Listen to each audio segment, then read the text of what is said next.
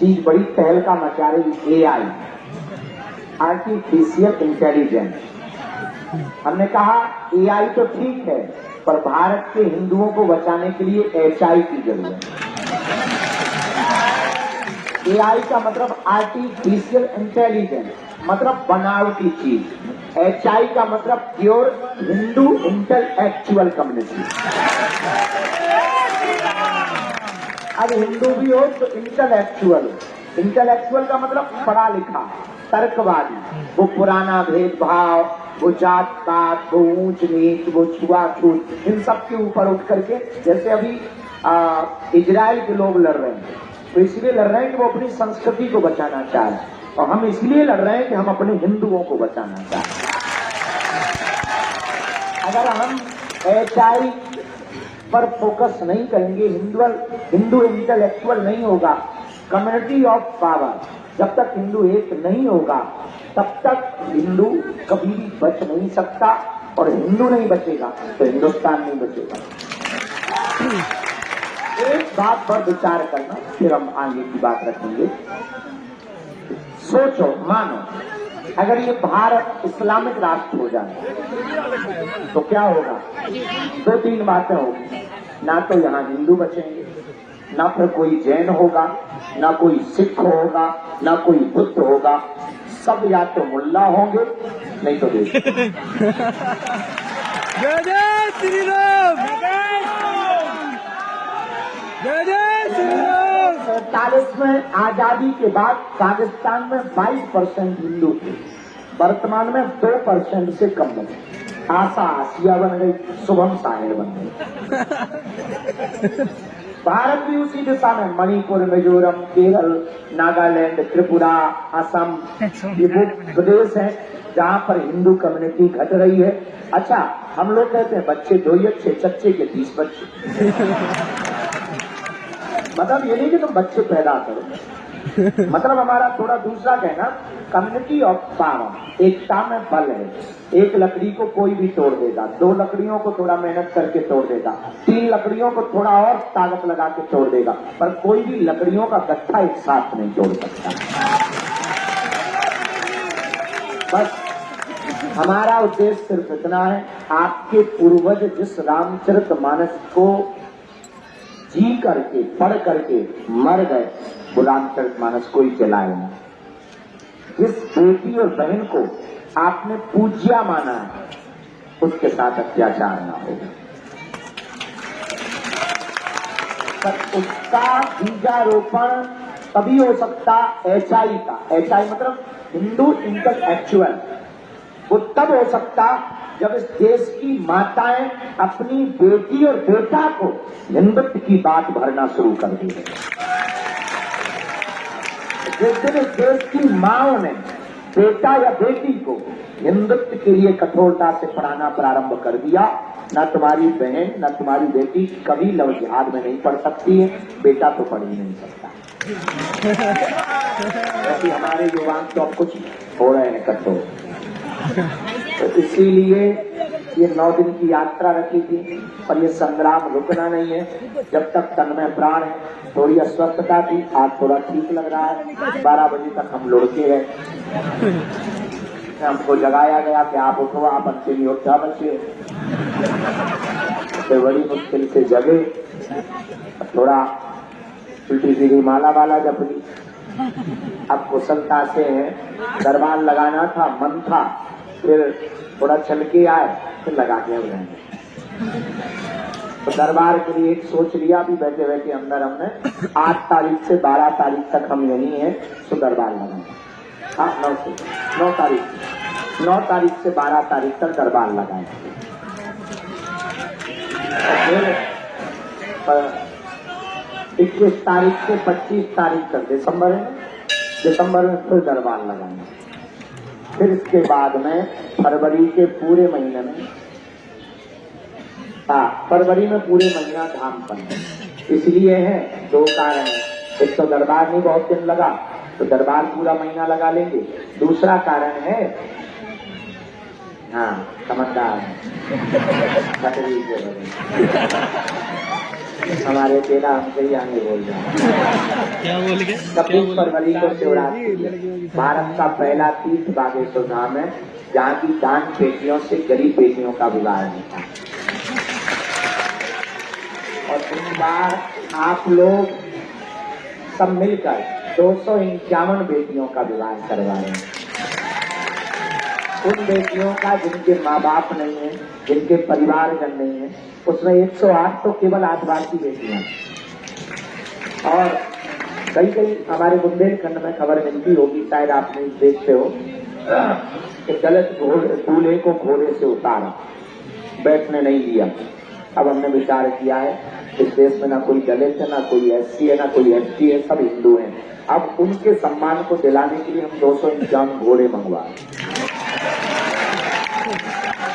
सबको घोड़ों पर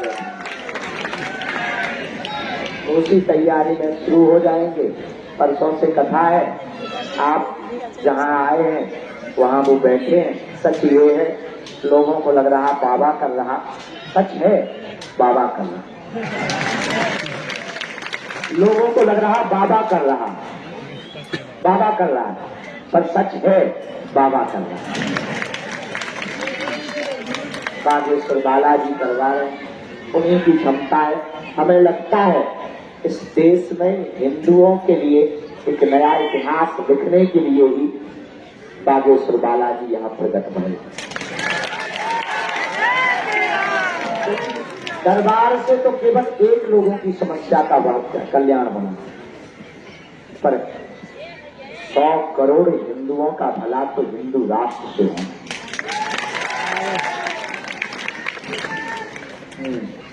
बको भैया बीच में मैं क्वालिटी मार लिया। हाँ बच्चों, अरे वो जो नेपाल वाले खड़े ना, ये सब लोग आए थे, उसको जरा मिलवा देना। भले ही हम भोजन करके हम मिलेंगे तुमको। अभी ये प्रसाद आपको मिलवा, तुम साथ में 9 दिन चले। एक बार सबको ताली बजाओ जो 9 दिन पैदल चला।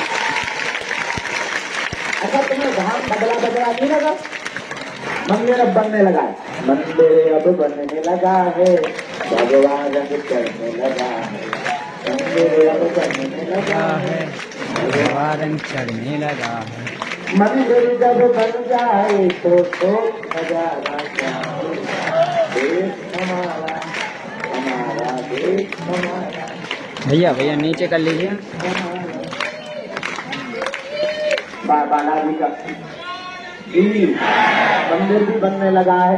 हम सामूहिक अर्जी सबकी लगा देते हैं आज। बाकी खाओ, बाकी हम थके हैं, मन तो है शाम तक अगर थोड़ा भी हमें आराम लगेगा तो हम भभूति बांधे, ठीक है? थोड़ी सी भी रात है। दर्शन भय बालाजी के यहाँ हमारी मेहमानी होनी चाहिए। जो भी लहसुन प्याज मांस मदरा बंद करके अर्जी लगाते हैं, नियम पालन शुरू कर देते हैं, उनका पर्चा बने या ना बने पर काम सफल हो जाता है। तो आज तक बालाजी 3 जगह रूप में बैठे हैं। एक जगह सालासर बालाजी, एक तरफ मेहंदीपुर बालाजी, मध्य प्रदेश के छतरपुर जिले में बागेश्वर बालाजी। और आज तक शनिवार मंगलवार लाखों लोग आते हैं। आज तक का इतिहास रोते हुए आए, उनके चरणों से सब हंसते हुए। एक बात बोलना है, हमको हिंदुत्व के लिए समर्थक नहीं चाहिए, परिवार के लिए समर्थक 1 टाइम के लिए होते हैं। जो परिवार होता है वो जब तक सांस रहती है तब तक के लिए होते हैं, क्योंकि जो लड़ाई है वो बड़ी देश में दीवारें बड़ी बड़ी हैं, बड़े बड़े मगरमच्छ बैठे हैं। तो आपकी हमारी तो जिम्मेदारी है, पर आपकी भी उतनी ही जिम्मेदारी है आने वाली पीढ़ियों के लिए अपनी संस्कृति को सुरक्षित दे करके जाना। हाँ बेटा, ले रहे, क्योंकि आने वाली पीढ़ी कभी तुमसे पूछेगी कि जब देश बर्बाद हो रहा था तब तुम कहाँ झक मार रहे थे, कहाँ थे? तब तुम भी गर्व से कह पाओगे कि जब देश बर्बाद हो रहा था तब हम सड़कों पर उतर करके हिंदुओं को बचा रहे थे। जय श्री राम, हर हर हर हर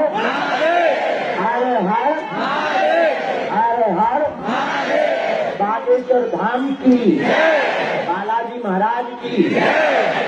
और पर्चा बने ना बने, जो भी साधक, हमारा उद्देश्य थोड़ा अलग है।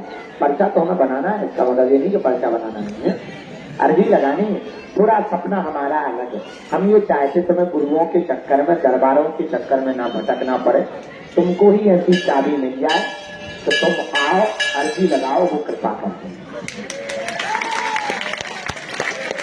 क्योंकि कब तक पर्चा बनाओगे, तुम्हारी समस्या खत्म नहीं होनी। पेट दर्द ठीक होगा तो सिर दर्द करने लगे, सिर दर्द ठीक होगा तो पड़ोसी दर्द करने लगे, फिर लोगाई का दर्द। एक ना एक झंझट तुम्हें बना ही रहना है जिंदगी का, कुछ ना कुछ बना ही रहना। कब तक पर्चा बनाओगे, कब तक पेशी करो। एक काम करो, सदा सदा के लिए इनके हो जाओ, इनके चरणों में जाके कह दो तुम हमारे, हम तुम्हारे, झंझट खत्म।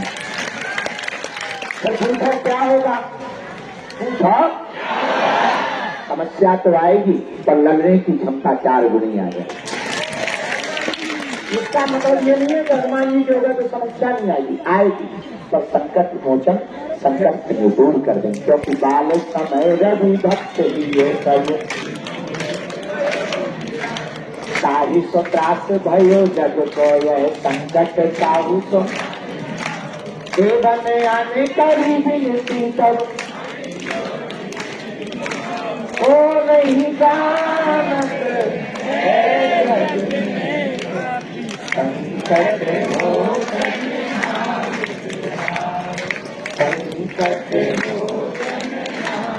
बालाजी संकट मोचन है।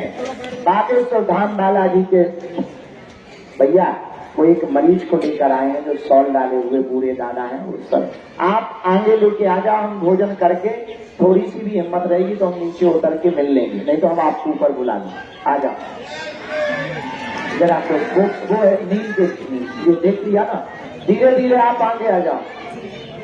क्या बोल रहे थे? तो बागेश्वर धाम का जो भी साधक नियम करेगा, पेशी करेगा, लहसुन प्याज मांस मदरा बंद रखेगा, ओम बागेश्वराय, ओम बागेश्वराय इस मंत्र का जाप करेगा, पर्चा बने या ना बने बालाजी की सेना पहुंच जाएगी। तो जिनकी भी अर्जी स्वीकार होगी, स्वप्न में 2 दिन तक बंदा दिखाई देंगे। समझ जाना, जय जय हो गई तो पेशी शुरू कर देना। हाँ, भगवान के घर दूर है, क्या नहीं है? गफलत से जो डर जाए वो शेर नहीं होता, अपनी ताकत पर जो इतराए वो शेर नहीं होता। दरबार में बालाजी के बागेश्वर के आकर मनहूस ना हो बंदे, यहाँ देर तो होती है पर अंधेर नहीं। इसलिए उनके चरण पकड़ो। किसके चरण पकड़ो? अच्छा, कौन कौन बालाजी की कृपा को पाना चाहिए? कौन कौन जीवन भर के लिए उनका होना चाहिए? कच्चा या पक्का? पक्का। होश में या होश में? होश में। एक तो दिन के लिए या जिंदगी भर? पक्का। हाथ नीचे कर लो, पीटने के काम है। हमारी 3 बातें मानोगे। पहली, आज से हमारे चक्कर में ना पड़िए। हम तो नालायक आदमी, मूर्ख आदमी, तो हम जिनके चक्कर में पड़े तुम भी उन्हीं बालाजी के चक्कर में पड़े।